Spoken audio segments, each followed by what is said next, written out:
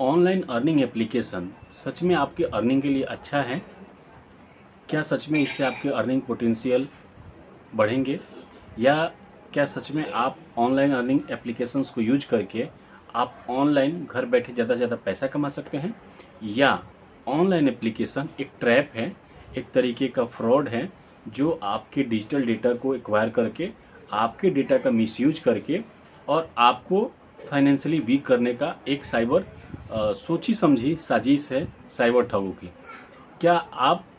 Online earning applications download करके पैसा कमाने का प्रयास कर रहे हैं, और क्या इसके प्रोज कॉन्स यानी कि इसकी अच्छाई और बुराइयों को ठीक से समझते हैं? अगर नहीं समझते हैं और पैसे कमाने के साथ साथ अपने पैसे को सुरक्षित रखना चाहते हैं और किसी भी तरीके की कानूनी पड़चन में नहीं पड़ना चाहते हैं, किसी भी तरीके की साइबर ठगी से, साइबर फ्रॉड से बचना चाहते हैं, तो आप हमारे वीडियो को लास्ट तक देखिएगा। मैं एक एक पॉइंट्स करके आपको ऑनलाइन अर्निंग एप्लीकेशंस की अच्छाइयाँ क्या है, उसकी बुराइयाँ क्या है, कैसे प्रयोग करना है और किन किन बातों की सावधानी बरतनी है, वो इस वीडियो में पूरे बताऊंगा। तो आप सभी का हमारे चैनल में बहुत बहुत स्वागत। मेरा नाम अजीत यादव एडवोकेट है और मैं दिल्ली में प्रैक्टिसिंग एडवोकेट हूँ, लॉयर हूँ। साइबर फ्रॉड में, साइबर क्राइम में और जो आईटी के मैटर्स होते हैं, इनकम टैक्स के मैटर होते हैं, real estate, property, loan, housing, insurance, इस टाइप के जो मैटर होते हैं, ऐसे ही मुकदमों की मैं पैरवी करता हूँ, ऐसे ही केसेज में डील करता हूँ। तो मेरे साथ डे टू डे इसी टाइप के लोग आते हैं जिनका किसी का अकाउंट से पैसा कट गया है, किसी का डेटा मिसयूज हुआ है, किसी ने अर्निंग एप्लीकेशंस के लिए मतलब डाउनलोड किया है कि एक एप्लीकेशन है ऑनलाइन अर्निंग के लिए और उसमें ये प्रोसेस पूरा करना है, इस तरीके से गेम खेलना है,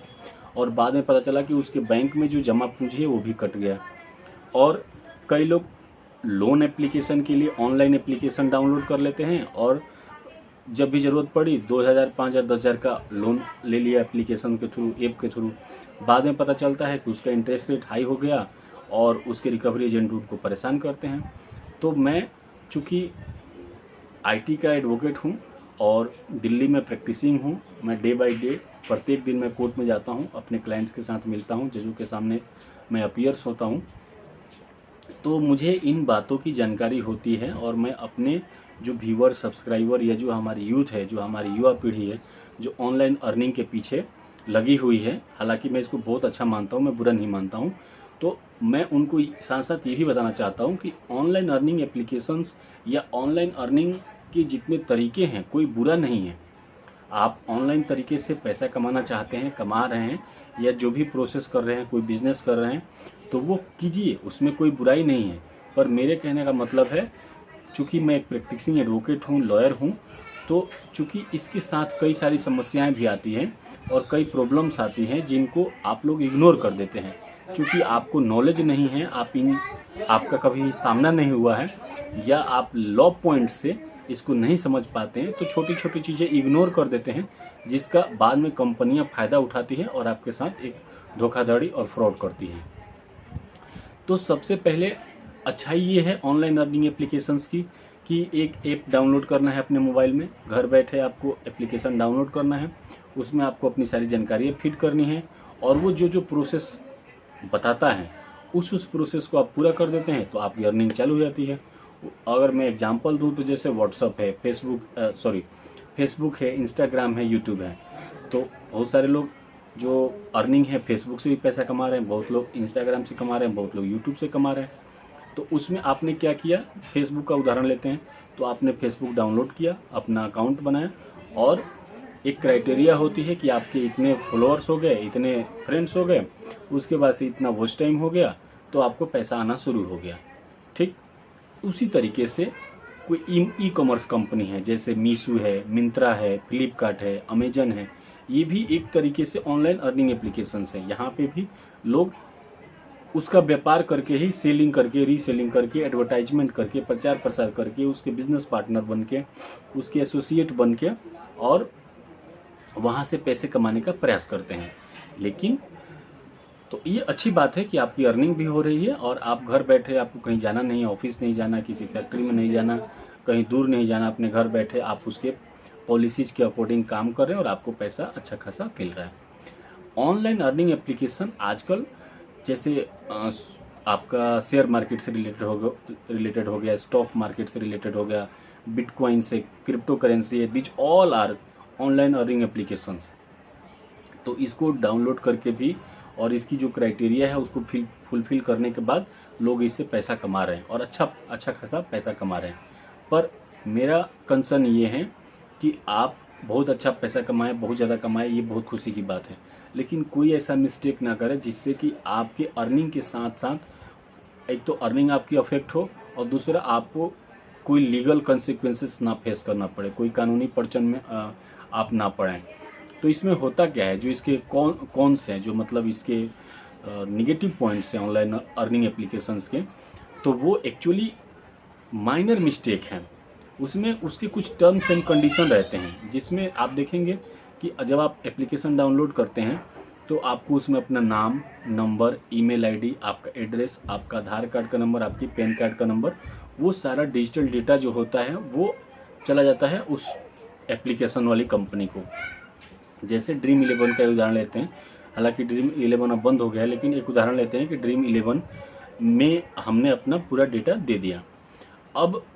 एप्लीकेशंस वाले क्यों बड़े बड़े सेलिब्रिटी से प्रचार प्रसार करवाते हैं? जैसे ड्रीम 11 का ले, सारे क्रिकेटर उसके प्रचार करते थे, सारे फिल्म स्टार उसके प्रचार करते थे, सारी बड़ी हस्तियाँ उसकी प्रचार प्रसार करती थी।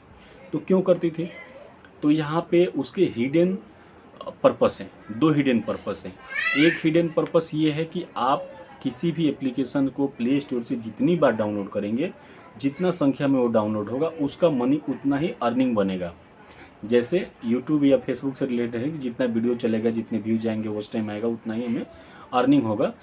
सिमिलरली जो एप्लीकेशंस बनाने वाली कंपनियां हैं, जो ऑनलाइन ऐप बनाने वाली कंपनी है, उनका प्ले स्टोर में जितना ही ज़्यादा डाउनलोड होगा उतना ही ज़्यादा उनको अर्निंग होगा। तो इसीलिए ड्रीम 11 या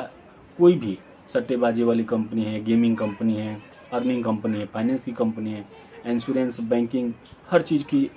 कंपनियां हैं और सब ने अपना अपना ऐप बना रखा है, एप्लीकेशन बना रखा है। तो वो जितना डाउनलोड होता है उतना ही उनको पैसा मिलता है, उतना ही उनका रेवेन्यू जनरेट होता है। दूसरा,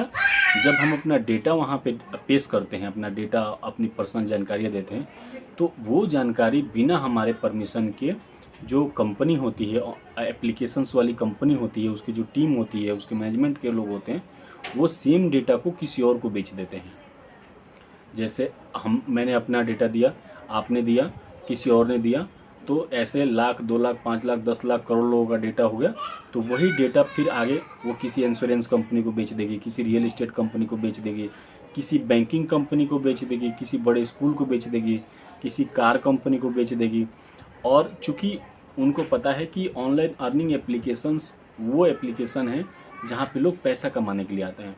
यानी कि ये पैसे कमाने में इंटरेस्टेड हैं। तो अब बैंकिंग कंपनी है, जो लोन देने वाली कंपनी, उसको कैसे लोग चाहिए? जो पैसे कमा रहे हैं या पैसे के पीछे भाग रहे हैं। तो उन्हीं लोगों को टारगेट करेगी। जिन जिन लोगों ने ऑनलाइन अर्निंग एप्लीकेशंस में अपने डेटा फीड किए हैं, तो ये आपका डेटा चला गया किसी लोन कंपनी को, तो वो लोन कंपनी आप ही को टारगेट करेगी। और उनके फिर आप देखते हैं कि आपके पास कंटिन्यूअस कॉल आता है कि आप हमारा ये लोन ले लीजिए, ये स्कीम ले लीजिए, इतने का लोन अप्रूव्ड हुआ है। क्रेडिट कार्ड की कंपनियां हैं, वो आपको कैशबैक देने लगती हैं, ऑफ़र देने लगती हैं, मल्टीपल आपको ऑफ़र आते रहते हैं कि आप कैशबैक मिल रहा है, आपको सिनेमा हॉल का टिकट मिल रहा है, आपको इस शॉपिंग पे इतना का डिस्काउंट मिल रहा है, ये चीज़ आप इतने दिन के लिए एडवांस ले सकते हैं। तो उसका एक अलग ही ट्रैप शुरू होता है और धीरे धीरे फाइनेंस कंपनियों के ट्रैप में आप फंस जाते हैं और आगे चल के वो आपके पर्सनल लाइफ के लिए बहुत ही डेंजरस हो जाता है। मतलब आप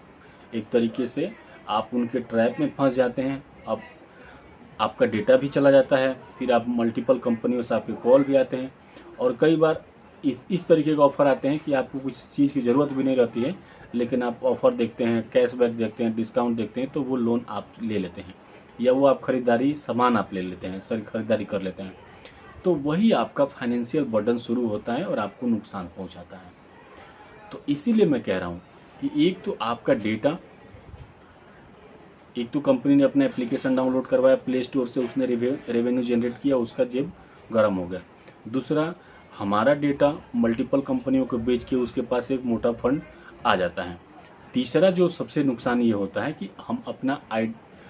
आईटी से रिलेटेड यानी अपने इनकम टैक्स से रिलेटेड अपना पैन कार्ड वहाँ भर जमा कर देते हैं, आधार कार्ड हम लोग जमा कर देते हैं, अपने एड्रेस जमा कर देते हैं, कई बार इनकम प्रूफ जमा करना होता है या वर्किंग कंपनी का नाम डिटेल्स देना होता है, वो हम लोग देते हैं। तो साइबर ठगी करने वाले इसी का बेस बना के, इसी आपके पर्सनल इन्फॉर्मेशन को इकट्ठा करके, कलेक्ट करके, और वो आपके पास तक पहुंचने का प्रयास करते हैं। आप लोग पूछते हैं कि आपके अकाउंट से इतना पैसा कैसे कट गया, तो आपने कहीं पे एटीएम का अपने अकाउंट नंबर कहीं शेयर किया है, कहीं आईएफएससी कोड शेयर किया है, कहीं पे आपने अपने पैन कार्ड का नंबर शेयर किया है, कहीं पे आधार कार्ड का नंबर शेयर किया है, कहीं पे आपने इनकम टैक्स के रिकॉर्ड आपने सबमिट किया है। तो जो साइबर फ्रॉड हो, ठगी करने वाले लोग होते हैं, वो कहीं ना कहीं कुछ कुछ कनेक्शन निकाल के और थोड़ा सा इधर उधर करके वो आसानी से आपके बैंकिंग अकाउंट के साथ फ्रॉड कर सकते हैं।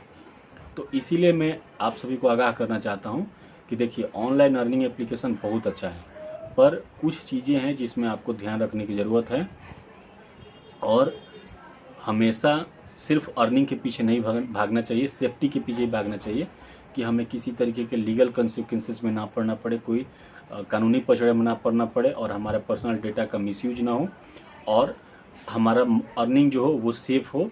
और फ्यूचर में हमारा इन्वेस्टमेंट या अच्छा रहे, और हमारा रिकॉर्ड अच्छा रहे, हमारा सिविल का स्कोर भी अच्छा रहे, और हम खुश भी रहें। तो आज की वीडियो में इतना ही। मैंने आप सभी को ऑनलाइन अर्निंग एप्लीकेशंस की अच्छाई और बुराई दोनों पर समझाने का प्रयास किया है। बाकी आपको वीडियो कैसा लगा आप कमेंट करके हमें ज़रूर बताइए। साथ ही अगर आपने चैनल को सब्सक्राइब नहीं किया तो चैनल ज़रूर सब्सक्राइब कर लीजिए, और जो नोटिफिकेशन का बेल आइकन है उसको भी प्रेस कर दीजिएगा, ताकि मैं जब भी लाइव आऊँ तो आप हमें लाइव में ज्वाइन कीजिए, और लाइव में जो भी आपके प्रश्न आते हैं वो डायरेक्ट हमें पूछिए। मैं आप सभी के प्रश्नों का जवाब देने के लिए तैयार हूँ। तो आप सभी ने वीडियो को लास्ट तक देखा, इसके लिए बहुत बहुत धन्यवाद। मिलते हैं किसी नए वीडियो में, तब तक के लिए जय हिंद, शुक्रिया, धन्यवाद।